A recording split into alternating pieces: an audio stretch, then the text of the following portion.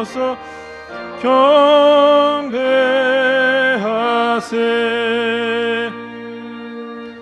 아멘.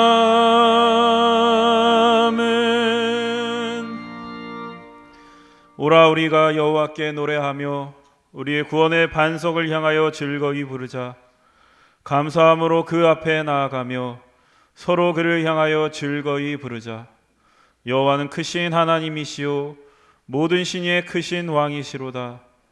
오라 우리가 굽혀 경배하며 우리를 지으신 여호와 앞에 무릎을 꿇자. 아멘.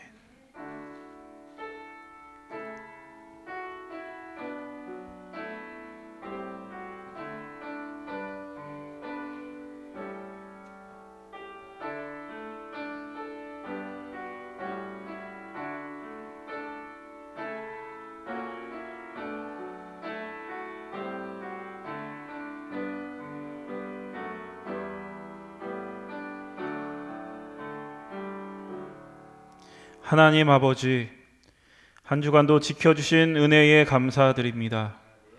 이 시간 크신 은혜에 감사하여 주님 앞에 나왔사오니 이 자리에 친히 임재하여 주시고 저희들이 올려드리는 찬양과 영광을 받아 주옵소서. 예수 그리스도의 이름으로 기도드립니다. 아멘.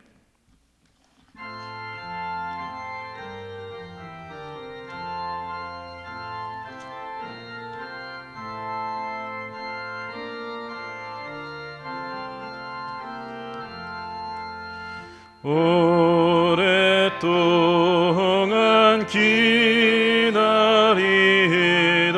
주님 강림하셨소.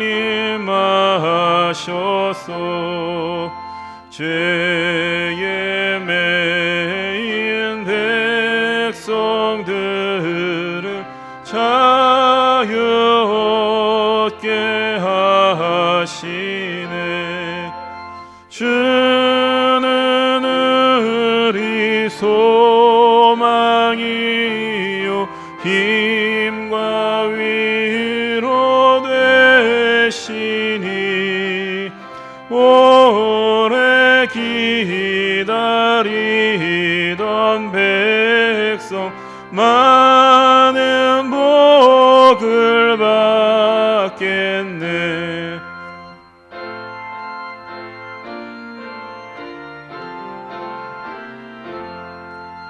모든 백성 구하려고 임금으로 오시니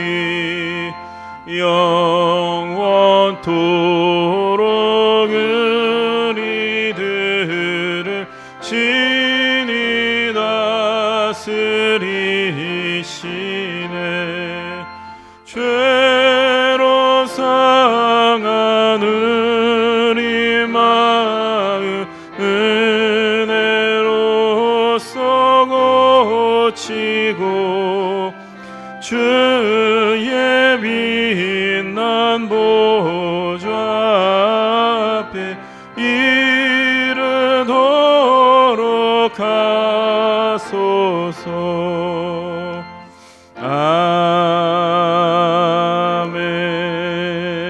아멘. 성시교독 116번입니다.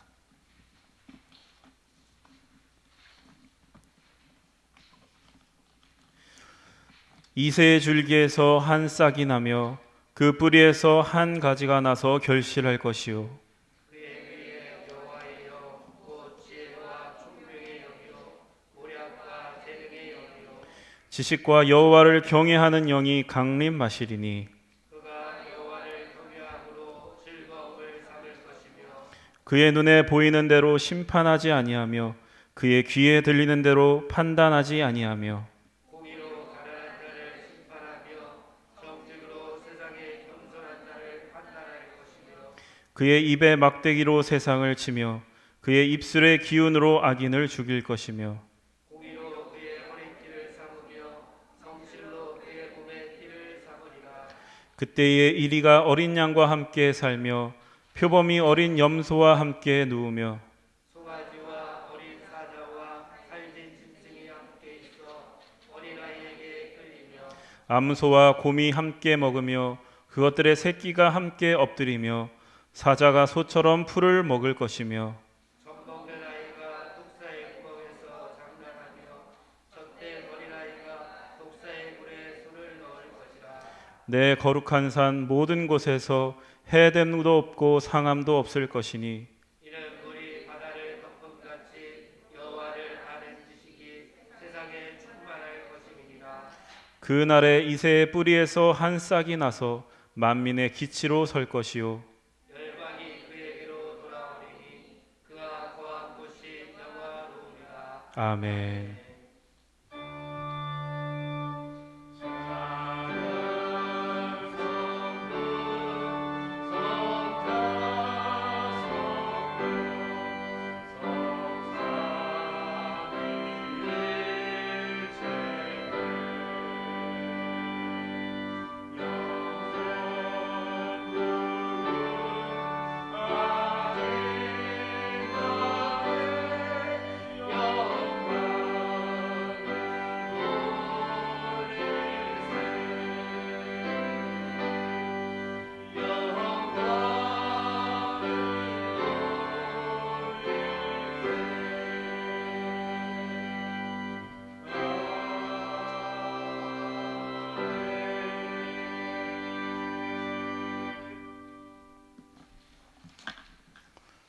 만일 우리가 죄를 회개하면 하나님은 신실하시고 의로우사 우리들의 죄를 용서하여 주십니다.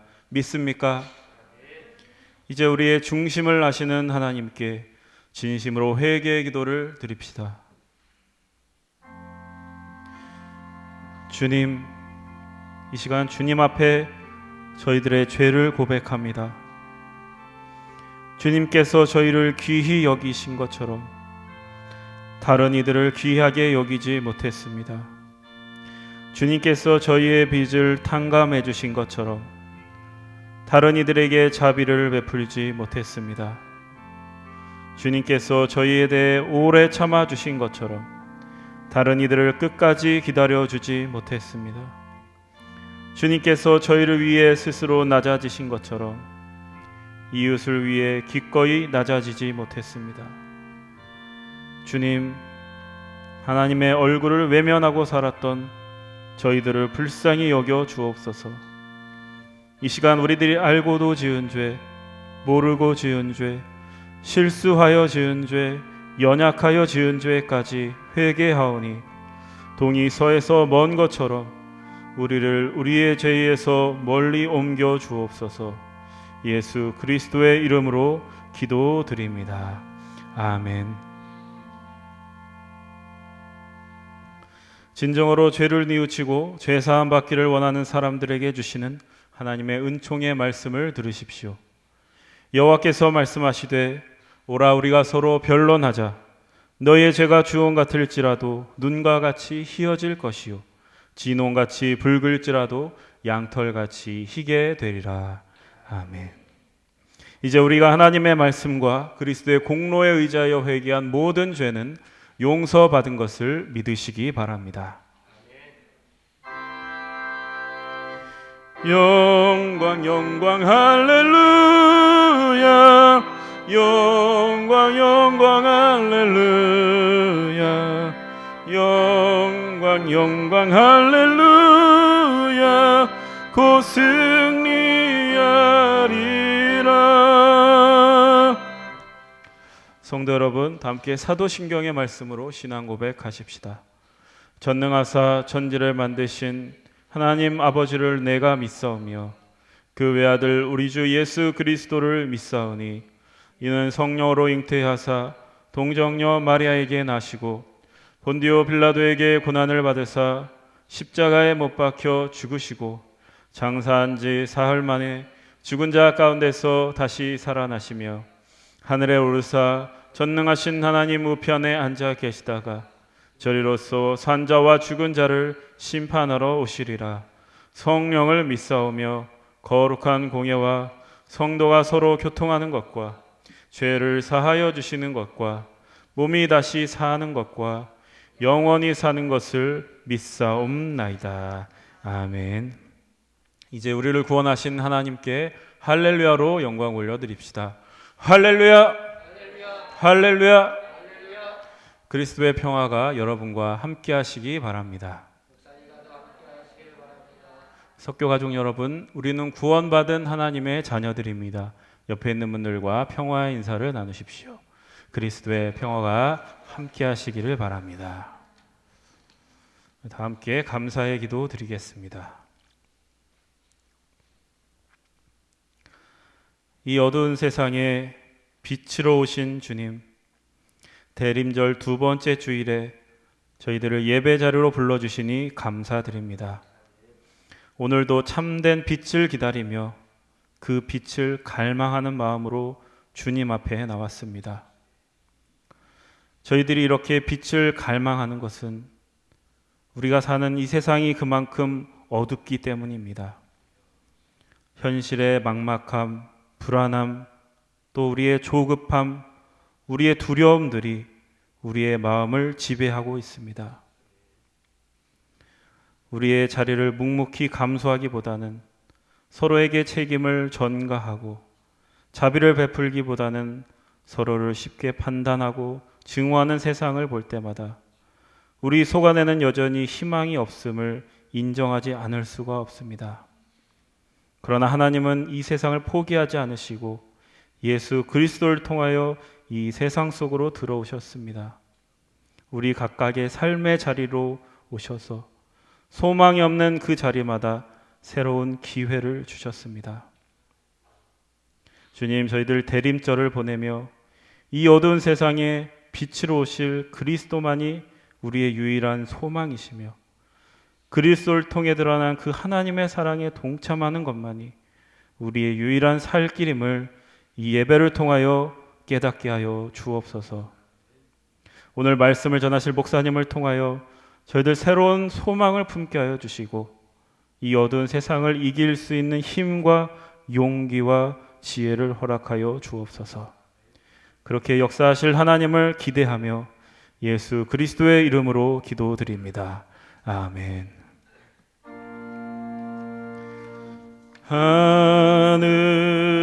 하늘에 계신 아버지 이름 거룩하사 주님 나라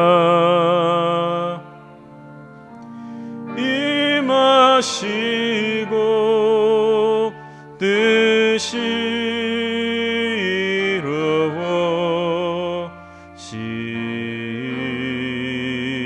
이루어지이다.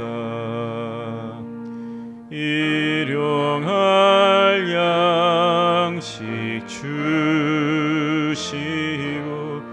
우리들의 큰 죄 다 용서하옵시고 또 시험에 들게 마시고 악에서 구원하소서. 대개 주의 나라 주의 권세 주의 영광 영원히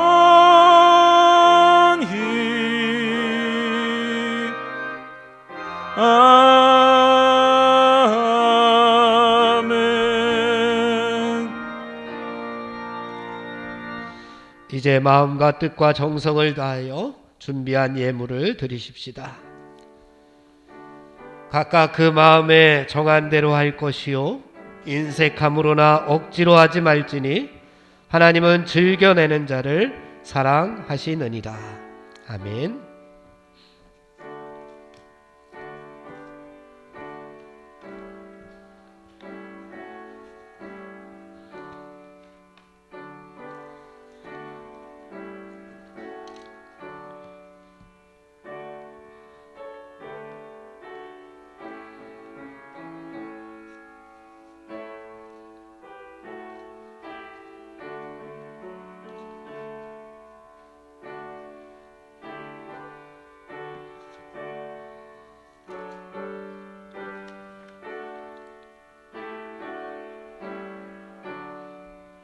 너희를 위하여 보물을 땅에 쌓아두지 말라. 거기는 좀과 동록이 해하며 도둑이 구멍을 뚫고 도둑질하느니라.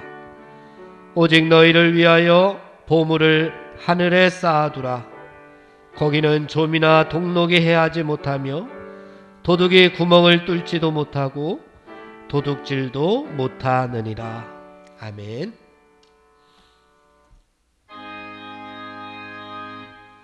만복의 근원 하나님, 온 백성 찬송 드리고 저 천사여 찬송하세. 찬송 성부 성자 성령. 아멘.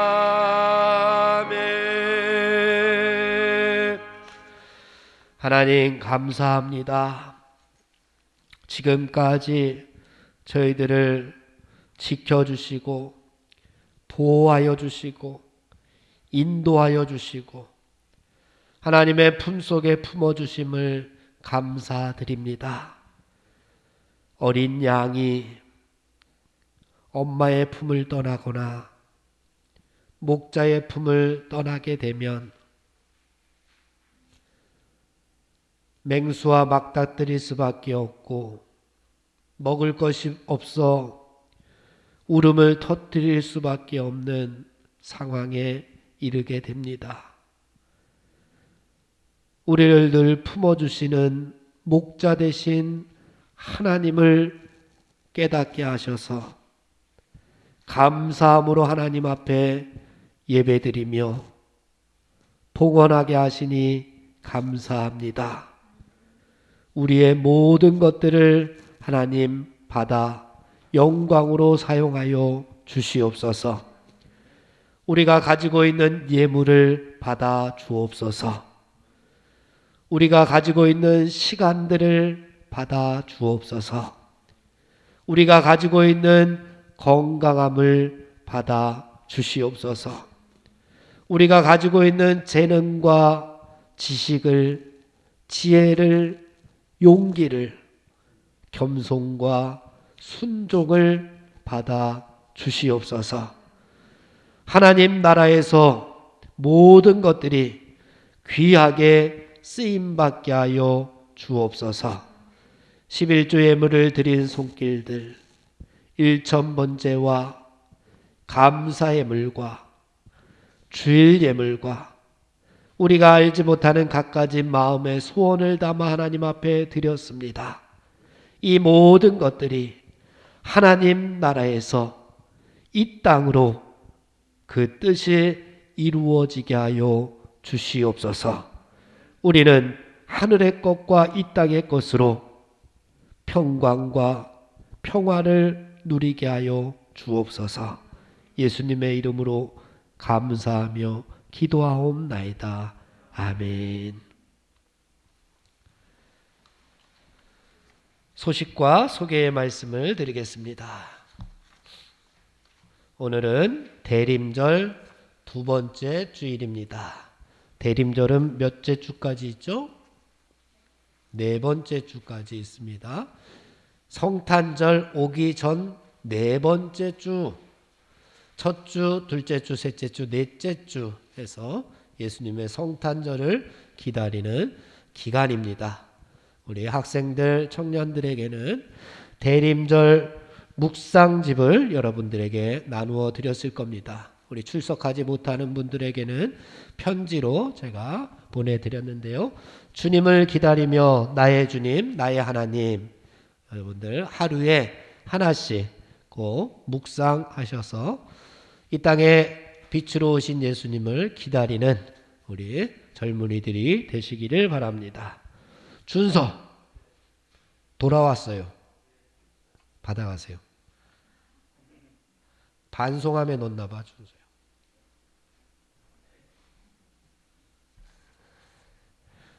오늘 또 반송해서 돌아온 몇 집이 있는데 여러분들 끝나고 혹시 받아가시고 몇 권이 남았습니다. 혹시 필요한 분들은 저에게 오시면은 묵상집을 드리도록 그렇게 하겠습니다. 금주에도 주일 낮 예배, 젊은이 예배 50% 대면으로 드리고 있습니다. 새벽 기도회, 수요 기도회 정상으로 진행됩니다. 오늘 예배 후에 기획위원회, 다음 주일은 정기 당회가 있습니다. 우리 청년들 가운데는 세례받은 입교인들이 있을 겁니다. 당회에는 여러분들도 입교인으로 이 회의에 참석이 가능하고 발언도 할 수 있고 할 수가 있습니다. 그런데 요즘 코로나 상황이라 또 11시 예배에 많이 오게 되면은 우리 인원 제한이 있기 때문에 여러분들 1시에 오시고 이런 것들이 있구나. 우리 교회에 1년에 한 번씩 이런 회의를 하는구나 라고 생각하면 되겠고요. 우리 혹시 청년들 가운데서 집사로 추천되는 분들은 제가 개인적으로 연락드려서 집사 교육을 받으실 수 있도록 그렇게 해드리겠습니다. 그리고 우리 젊으신 우리 집사님들 계신데 혹시 권사로 추천이 되면은 제가 연락을 드리도록 그렇게 하겠습니다. 19일 날은 세례 입교 예식이 있습니다. 혹시 세례 받지 않은 사람들 저에게 말씀해 주시면은 19일에 세례 받을 수 있도록 준비하겠습니다. 신천 임원으로 추천됩니다. 다음 주에 당회 때에 집사나 권사나 장로님으로 추천되는 분들은 꼭 19일 날 교육을 받아야지만 신천 임원이 될 수가 있습니다. 이 교육을 받지 않으면 임원이 될 수가 없습니다. 기억해 주시기 바랍니다. 지금 계속해서 봉사팀들이 가서 몸으로 봉사는 못하지만 물건을 사서 전달하는 봉사를 요즘 하고 있습니다. 그동안 함께 다니지 못한 정신병원에 지난주에 가서 전달을 해드렸고요. 양로원에 또 전달을 해드렸고요. 또 16일에는 사랑의 집, 여기는 지체장애인들이 있는 곳인데 여기에도 또 음식을 아니면 선물을 전달해드리고 오는 곳으로 봉사를 대신하고 있습니다. 여러분들 잠언을 쓰다, 마태복음을 쓰다 필사하시고 있는 중인지 압니다. 기말고사가 이제 거의 끝나가고 겨울방학이 시작이 될 텐데요. 겨울방학 동안에는 잠언과 마태복음까지 여러분들 다 필사에 함께해 주시기 바랍니다. 12월 26일, 25일이 성탄절이 무슨 요일이에요? 토요일이에요. 금요일이었으면 좋았을 텐데, 그죠? 우리는 상관없구나. 우리는 학교를 안 가니까. 그때는 다 방학하죠? 초등학교도 방학하죠? 네. 25일이 성탄절이 토요일입니다. 토요일에 어떻게 우리가 예배 드릴지 모르겠지만 성탄절 25일 토요일이고요. 26일이 주일입니다. 26일 오후 1시 예배는 찬양 예배로 드리도록 하겠습니다. 찬양 예배와 그다음에 듀엣, 그다음에 몸 찬양, 아하바에서 오셔서 몸 찬양을 준비하고는 있습니다. 상황 보고 진행하는데요. 혹시 여러분들 달란트가 있으면은 25일 날 이렇게 크게 하는 거 말고 여러분들이 보여줄 수 있는 거, 단체로 하는 거 말고 나 혼자 개인전입니다. 나 혼자 나 이거 자신 있다 하는 거, 개인전입니다. 대회는 아니고요. 여러분들 혼자 혹시 나 혼자 한번 예수님께서 오신 거를 기념해서 시를 한번 지어서 낭송해 보겠다라고 생각하고 있는 우리 영원히 꼭 준비해서 성공하기 바랍니다. 깜짝 놀랐지? 그래, 준비하면 돼요. 그런 식으로 준비해 주시기 바랍니다. 중고등부 수련회가 코로나 상황으로 인해서 계속 갖지를 못했습니다. 올해도 수련회를 따로 갖기는 힘들 것 같은데 우리 전에 다녔던 JC 캠프에서 수련회를 갔는데 JC 캠프가 항상 어디 밖에 나가서 2박 3일 이렇게 숙식을 하면서 집회를 했었는데 이번에는 코로나 상황 때문에 이 감신대 예배실에서 딱 100명만 모집을 해서 선착순으로 해서 JC 캠프를 1월 10일, 11일 월화 저녁 집회만 한다고 합니다. 그러니까 뭐 밥을 먹거나 자거나 뭐 프로그램을 갖거나 그러진 않습니다. 방역 수칙을 지키면서 예배실에서 100명만 이렇게 저녁 찬양 집회를 갖는다고 합니다. 중고등부 학생들 기억하시고 꼭 요거는 2차 접종까지 완료하고요. 14일이 2주간이 지나고요. 그런 사람 대상으로 그 다음에 PCR 검사까지 해서 음성으로 나오면 그러면은 입장할 수가 있다고 합니다. 여러분들 혹시 대상인 사람들이 몇 명 있을 겁니다. 제가 개인적으로 여러분들에게 물어봐서 참석 가능하면은 저희들이 따로 가기는 좀 힘듭니다. 그러니까 이 JC 캠프에 혹시 참여하게 되면은 참여하는 것으로 그렇게 결정하겠습니다. 또 다른 광고 있습니까? 우리 경록이가 참 이사를 했습니다. 월드컵, 상암 월드컵?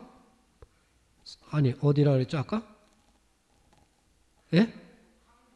강동구, 예, 강동구로 이사를 했는데, 거기서 1시간 걸려서, 석규교회를 찾아왔다 그럽니다. 아, 교회가 얼마나 그리웠으면 이렇게 1시간 걸려서. 누나도 좀 데리고 와. 누나 학원 갔지? 누나 한신가 학원시가 아니라 교회를 못 다녔는데 그래요. 이사 축하하고요. 우리 또 계속 만났으면 좋겠습니다. 또 다른 광고 없으면 우리 찬송가 부르겠습니다. 찬송가 428장입니다.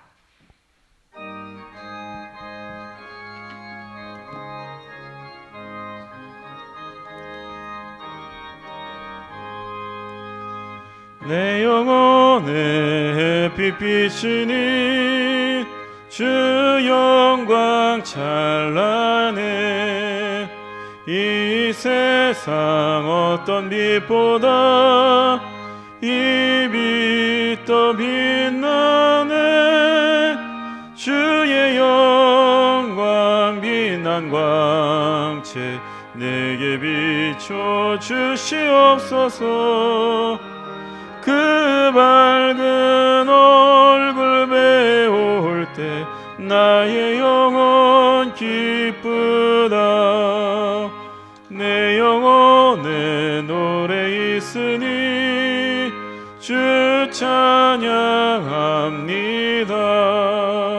주 귀를 기울이시사 다 듣고 계시네 주의 영광 빛난 광채 내게 비춰 주시옵소서 그 밝은 얼굴 배울 때 나의 영혼 기쁘다 내 영혼의 봄날 되어서 주 함께 하실 때 그 평화 내게 깃들고 주 은혜 꽃피네 주의 영광 빛난 광채 내게 비춰 주시옵소서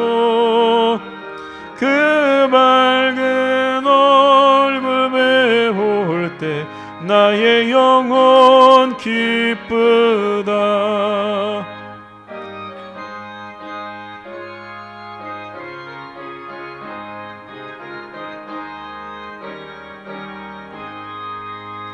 내 영혼에 희락이 있고 큰 소망 넘치네 주 예수 복을 주시고 또 내려주시네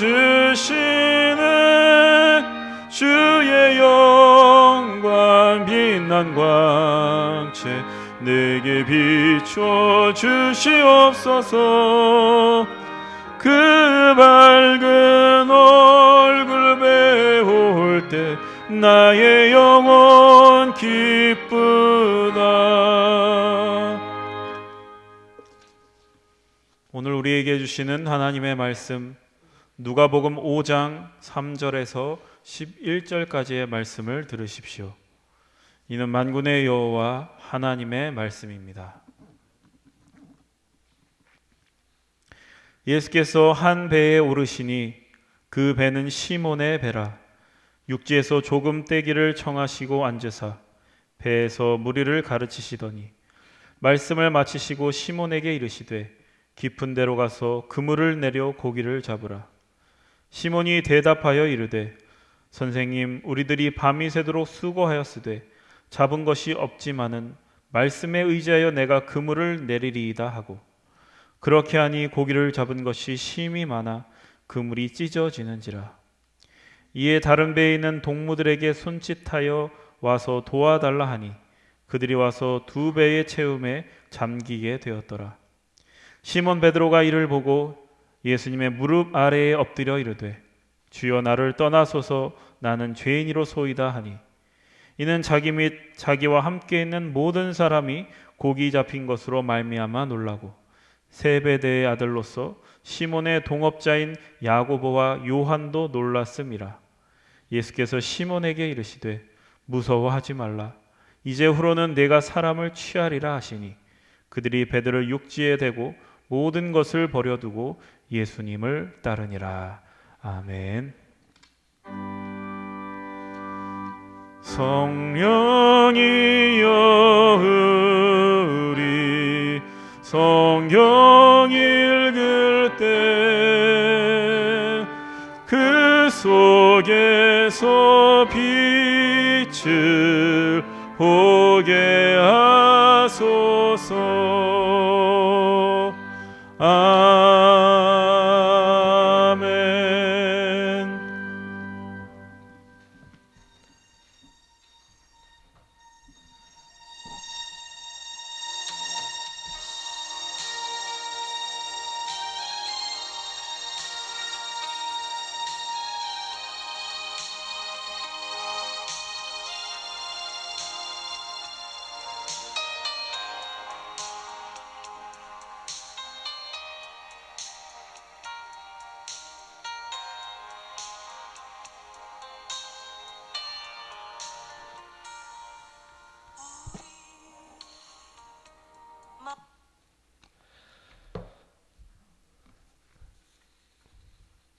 목사님이 학교 다닐 때 많이 불렀던 노래입니다. 이 노래 제목을 아시나요? 만남. 누구 노래죠?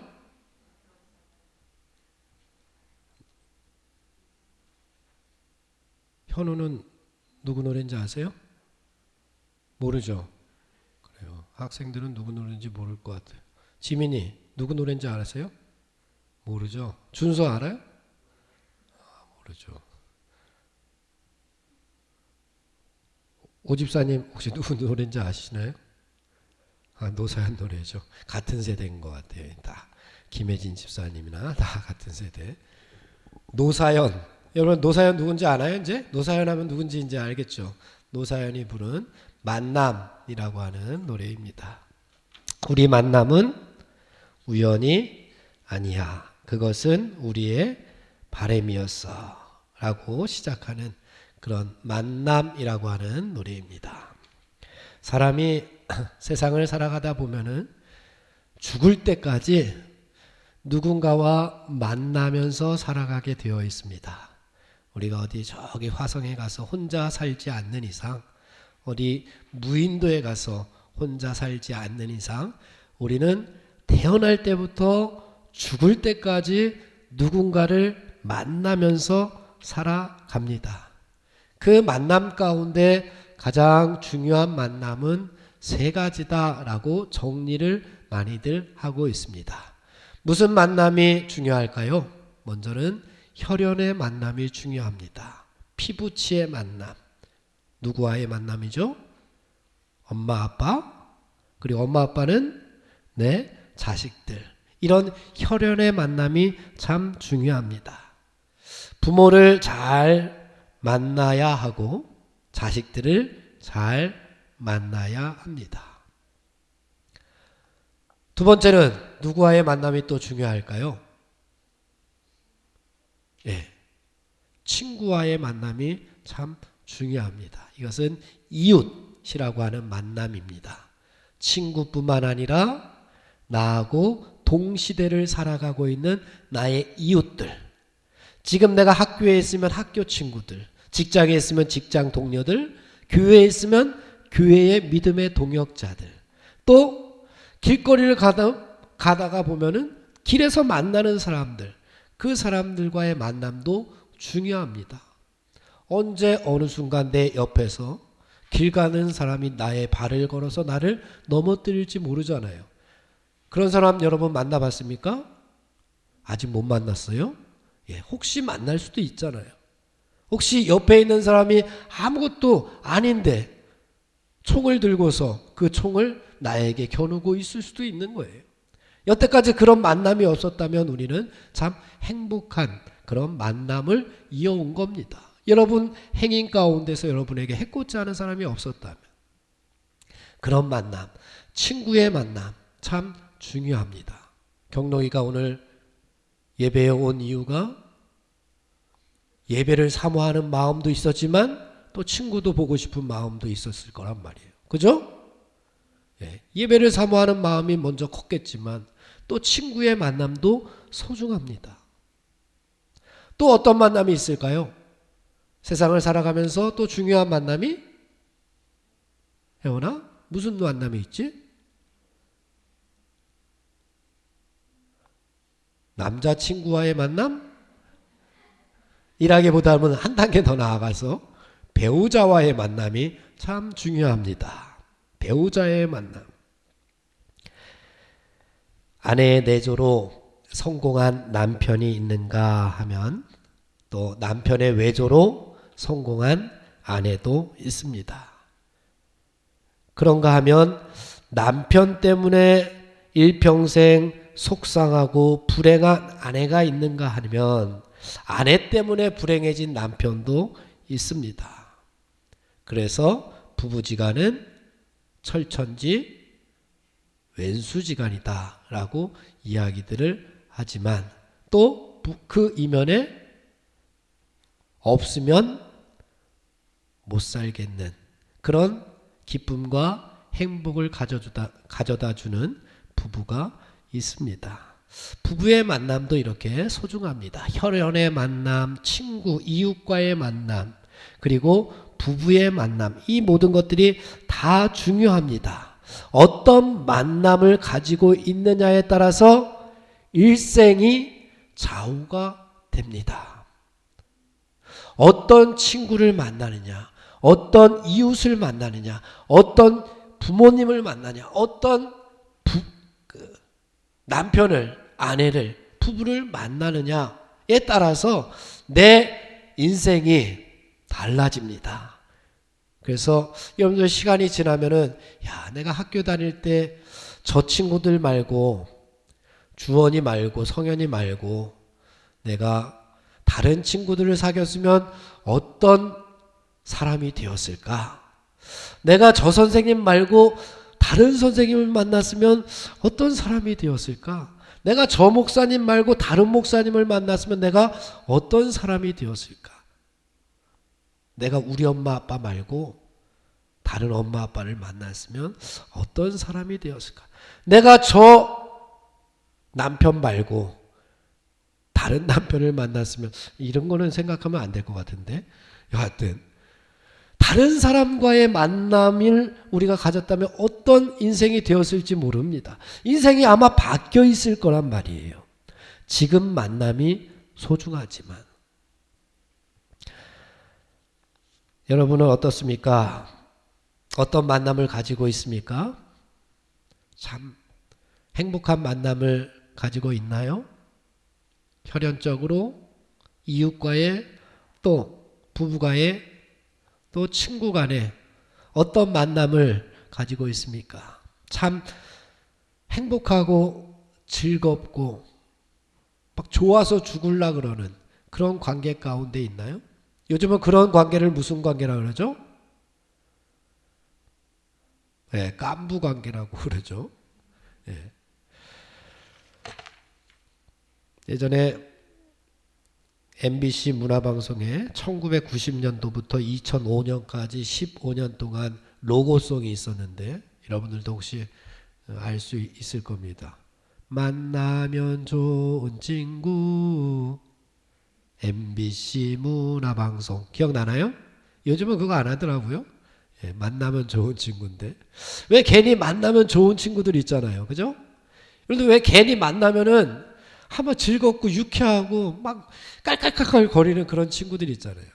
그런데 왜 만나면은 괜히 좀 어색하고 빨리 집에 가고 싶고 예? 괜히 내 핸드폰이나 들여다보고 있는 그런 친구들이 있어요. 목사님들도 그래요. 목사님들도 무슨 모임이 있어서 가면은 친한 사람들끼리 모이면 막 얘기하는데 좀 어색한 사람들 있잖아요. 그런 사람들하고 만나면 핸드폰이 요즘 핸드폰 얼마나 좋은지 그런 때 자꾸만 쓰이게 되더라고요. 뭐 찾아보고 예? 그러면서 서로 얘기할 거리를 찾고 그럽니다. 그런데 주변에 그런 만남들이 참 중요한데 그런 만남들이 중요하게 되게끔 하는 역할이 살아보니까 나에게 있더라고요. 내가 내 자식에게 좋은 아빠가 되면은 좋은 만남이 이루어질 수가 있더라고요. 내가 저 친구의 좋은 친구가 되려고 하면 이 친구와의 만남이 좋은 만남이 될 수가 있더라고요. 내가 좋은 부모가 되고 내가 좋은 친구가 되고 내가 좋은 목사가 되고 내가 좋은 사람이 되면 괜히 나하고 만나는 그 모임이 즐겁고 행복해지더라는 겁니다. 내가 변하지 않으면 그 만남은 유쾌하지 않게 됩니다. 사랑하는 우리 석교의 젊은이 여러분들, 여러분들이 속해 있는 그곳에서 여러분들을 만나는 모든 사람에게 여러분이 좋은 만남을 가질 수 있는 친구가 되어 주었으면 좋겠습니다. 세상을 살아가면서도 우리가 만남이 이렇게 중요합니다. 만남은 우연이 아니라고 노사연 우리 가수가 이야기했던 것처럼 세상을 끝까지 살아가면서 만나는 모든 인연들이 아마 우연은 아닐 겁니다. 하나님께서 우리에게 그런 만남을 허락하도록 기회를 주신 것인데 그 기회를 우리가 걷어차지 말고 그 기회를 살려서 내가 좋은 만남을 가질 수 있도록 이끌어 줄 수 있는 그런 우리 석교교회 젊은이들이 됐으면 좋겠습니다. 오늘 말씀으로 한번 돌아가 보면은 오늘 말씀해 보니까 성경에서의 모든 만남도 중요하지만 특별히 이 성경에서 우리에게 가르쳐 주는 것은 가장 중요한 만남이 하나 있다. 세상 가운데 살아가면서 세 가지 말고 더 중요한 것이 있다라고 하는 교훈을 우리에게 주고 있습니다. 그것은 예수님과의 만남이 중요함을 우리에게 이야기합니다. 오늘 본문에서 시몬 베드로라고 하는 사람과 예수님과 만남이 있었습니다. 예수님과의 만남이 왜 중요하냐? 인생을 새롭게 시작하는 것이기 때문에 그렇습니다. 예수님을 만난 다음에 인생이 또 다른 인생이 시작되기 때문에 그렇습니다. 누구 때문에 내 인생이 바뀌었어. 야, 누구 때문에 내 인생이 새로워졌어.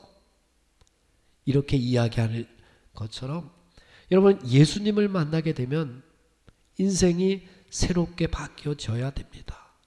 여러분의 인생이 새 출발을 시작하는 그런 인생이 되어야 됩니다. 오늘 본문에 나오는 시몬 베드로가 그랬습니다. 그럼 어떻게 하면 우리들도 베드로처럼 예수님을 만나고 새로운 출발을 할 수 있을까? 오늘 본문에서 함께 그 은혜를 나누려고 합니다. 어느 날 예수님께서 갈릴리 호숫가라고 하는 곳에서 말씀을 전하시려고 계획하고 갈릴리 호숫가로 갔습니다. 그런데 갔더니 사람들이 너무 많은 거예요. 마이크가 없던 시절이잖아요. 그래서 높은 강대상이 하나 필요했습니다. 요즘 뭐 이렇게 시설이 잘 돼 있지만 그 옛날에 2000년 전에 뭐 마이크가 어디 있었겠어요? 강대상이 어디 있었겠어요? 그래서 강단이 필요했습니다. 그 좁은 호숫가에서 많은 사람들에게 말씀을 전하시기 위해서 뭔가가 필요했었는데 그때 마침 고기를 잡고 돌아온 베드로의 배가 보였습니다. 예수님은 베드로에게 배를 잠깐 빌려달라고. 그래서 예수님께서 그 배에 올라갑니다. 그리고 그 배를 강단 삼아서 그 배 위에서 설교를 합니다. 하나님의 말씀을 막 전합니다. 그랬더니 거기에 모였던 많은 사람들이 은혜를 받습니다.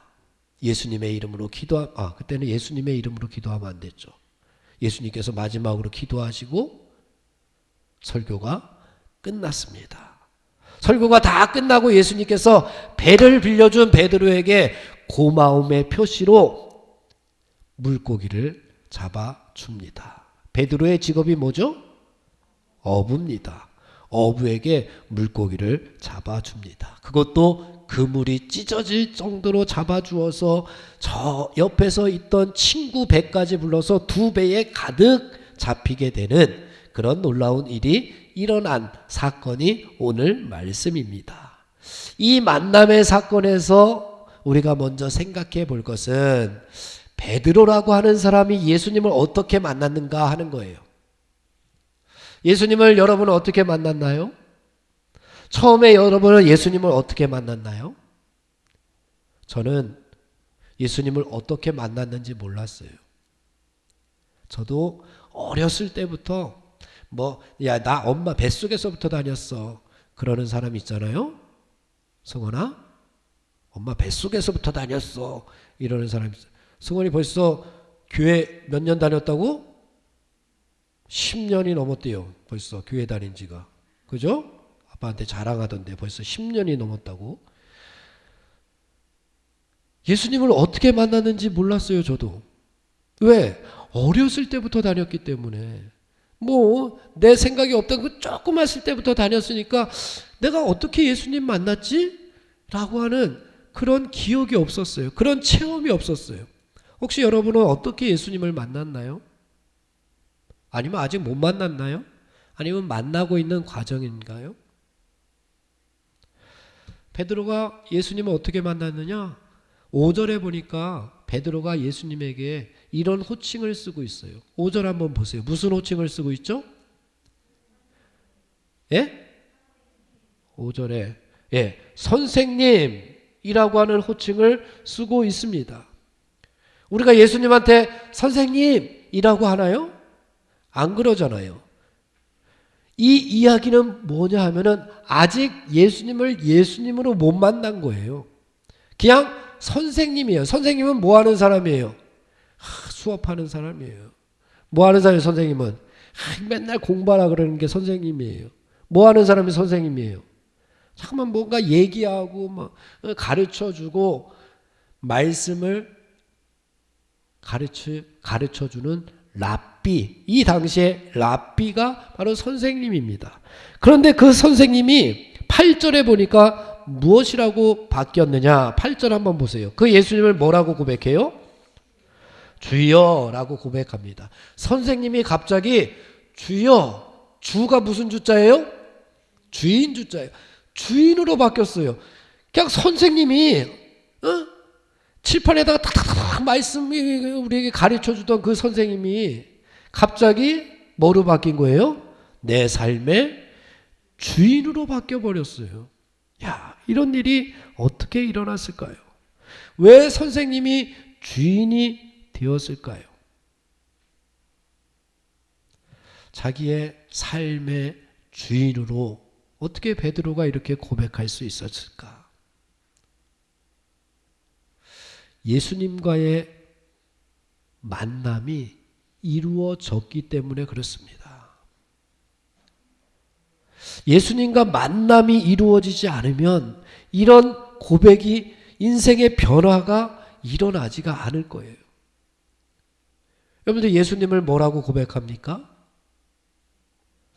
주님이라고 고백할 수 있습니까? 내 삶의 주인이라고 고백할 수 있습니까? 내 삶을 통치하시고 내 삶을 다스려 주시고 내 생각보다 하나님의 생각이 먼저입니다 라고 고백할 수 있을 정도의 주인으로 여러분 지금 고백하고 있습니까?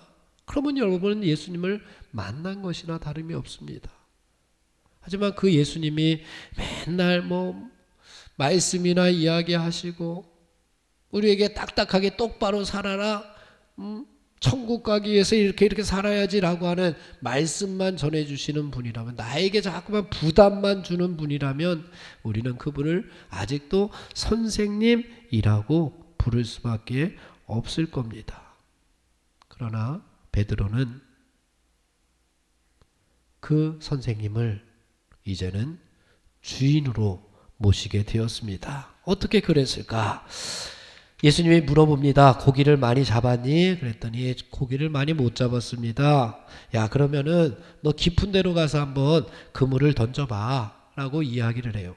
깊은 데로 가서 고기를 던지래요. 베드로의 직업이 뭐라고요? 야, 전문가인데, 내가 고기 잡는 전문가고. 예수님은 직업이 뭐예요? 랍비, 선생님이었어요. 선생님, 말씀을 전해주는 사람이었어요. 예? 아이, 전문가인 내가 지금 계속해서 고기 잡았는데 고기 한 마리도 못 잡고 지금 돌아왔는데, 비전문가인 예수님이 야, 가서 고기 잡아봐, 그물을 깊은 데로 가서 던져봐 라고 이야기를 합니다. 이 이야기는 뭐냐 하면은 고기를 금방 잡고 왔는데 한 마리도 못 잡은 이 어부에게 예수님이 했던 말은 이런 얘기예요. 기말고사가 오늘 딱 끝났는데 오늘 집에 왔더니 엄마가 야, 도서관 가서 공부해야지 라고 하는 말이나 비슷한 말이에요. 오늘 시험 끝났는데 오늘 또 공부하라고 하는 엄마는 참 나쁜 엄마예요. 그죠? 오늘 시험 끝났으면 오늘만큼은 좀 쉬도록 둬야지. 열심히 지금까지 고기 잡고 왔는데 예수님이 가서 고기 잡으래요. 베드로가 어떻게 했어요? 엄마 오늘은 PC방 가서 놀아야지. 친구들하고 가서 놀아야지.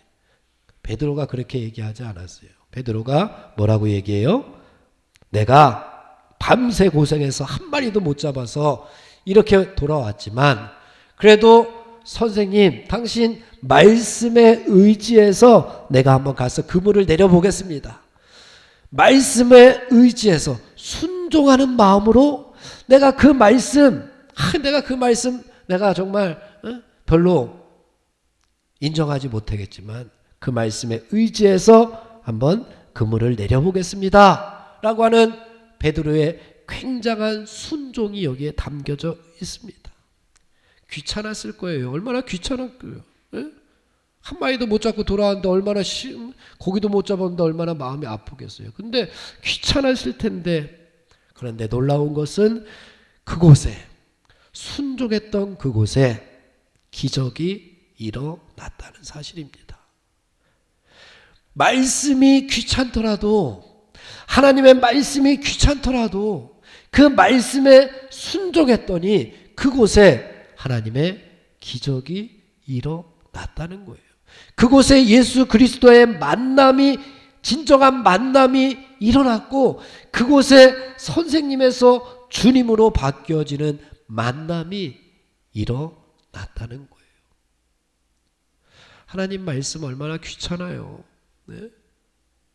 세상을 살아가다 보면은 하나님의 말씀이 얼마나 짐이 돼요. 하지만 그 말씀대로 살았더니 인생이 변화되는 일이 일어났다는 거예요.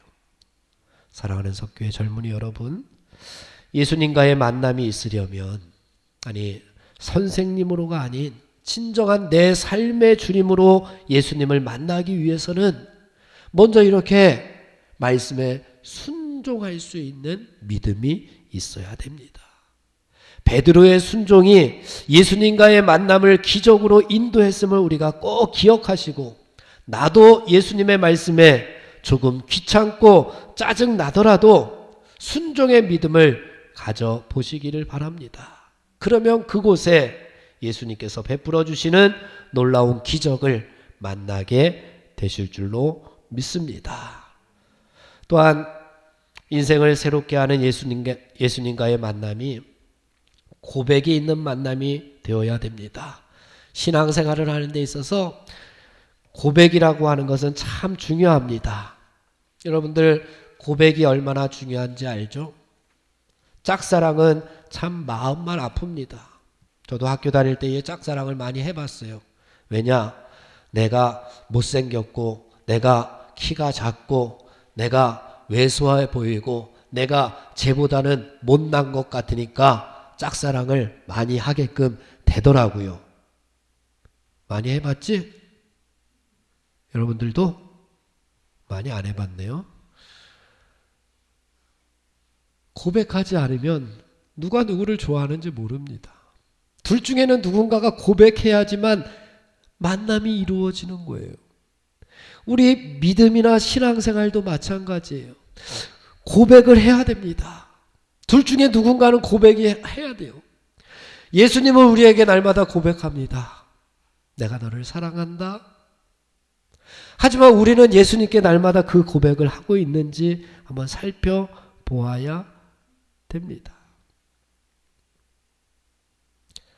베드로는 곰곰이 생각을 했을 겁니다. 야, 간밤에 한 마리도 잡지 못했는데 저분과 함께 하니까 이렇게 많은 고기들을 잡을 수 있었. 분명 텅 빈 바다였는데 어떻게 어디에서 이렇게 많은 고기들이 몰려와서 내 그물에 가득하게 되었을까라고 하는 고민이 있었습니다. 그럴 때 한 가지 결론에 도달합니다. 가만히 내 자신의 모습을 들여다보니까 초라했습니다.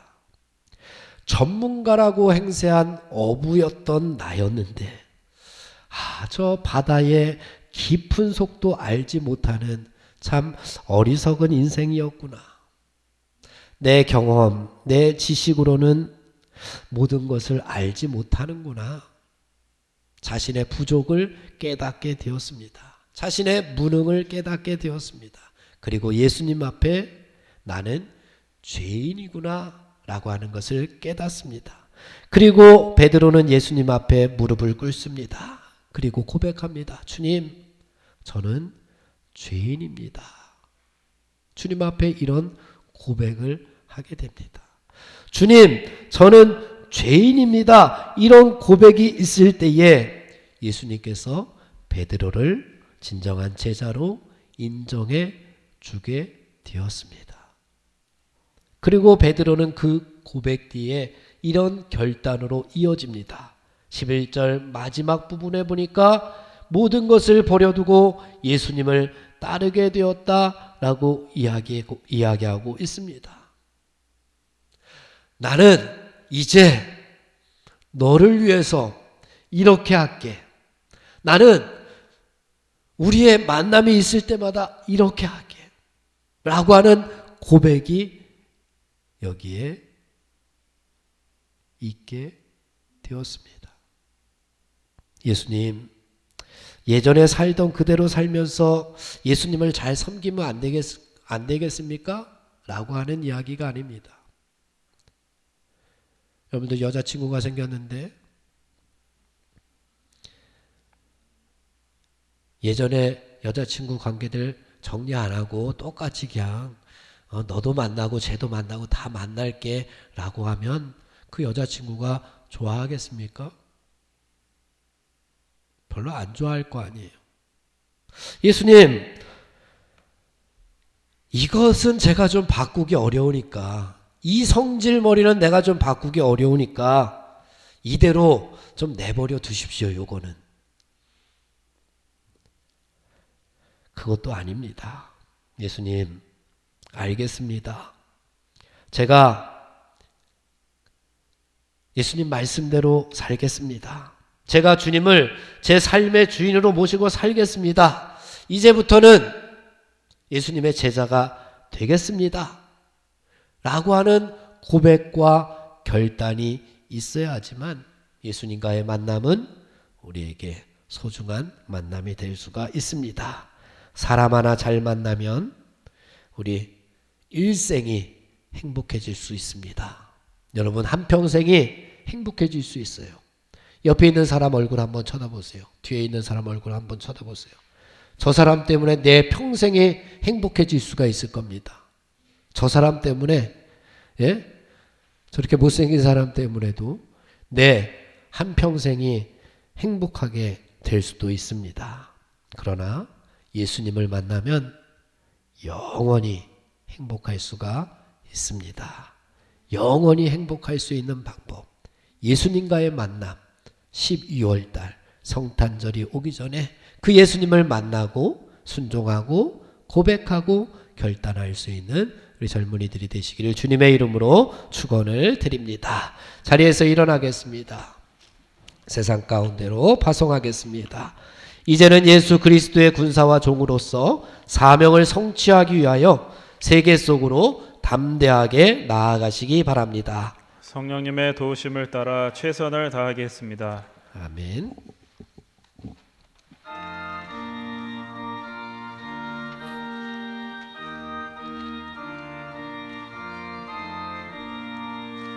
십자가 근병들아 주 위에 일어나 기들고 앞서 나가 담대히 싸우라.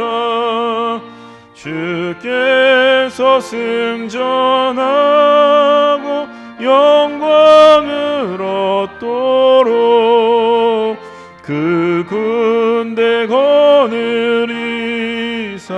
이기게 하시네.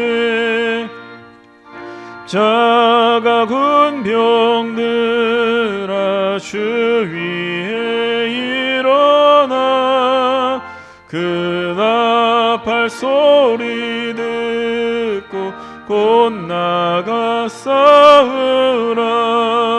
수 없는 원수 앞에 주 따라갈 때에 주 예수 힘을 주사 강하게 하시네. 십자가 군병들아 주 위에 일어나 내 힘이 부족하니 주 권능 믿으라. 복음의 갑주 입고 늘 기도하면서 너 맡은 자리에서 충성을 다하라.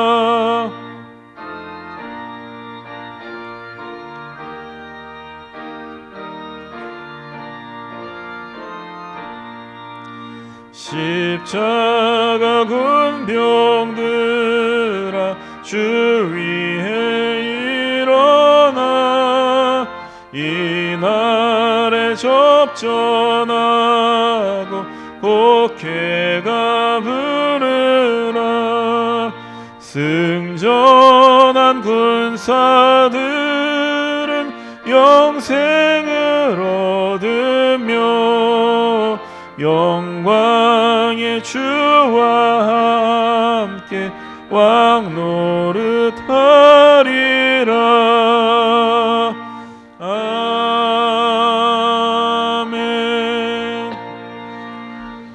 지금은 우리 주 예수 그리스도의 은혜와 하나님 아버지의 극진하신 사랑하심과 성령님의 감화감동 역사하시고 충만하심이 오늘 예배를 드리고 세상으로 사명 가지고 나아가는 저들의 발걸음 위에 지금부터 영원토록 함께하여 주시옵기를 간절히 축원하옵나이다.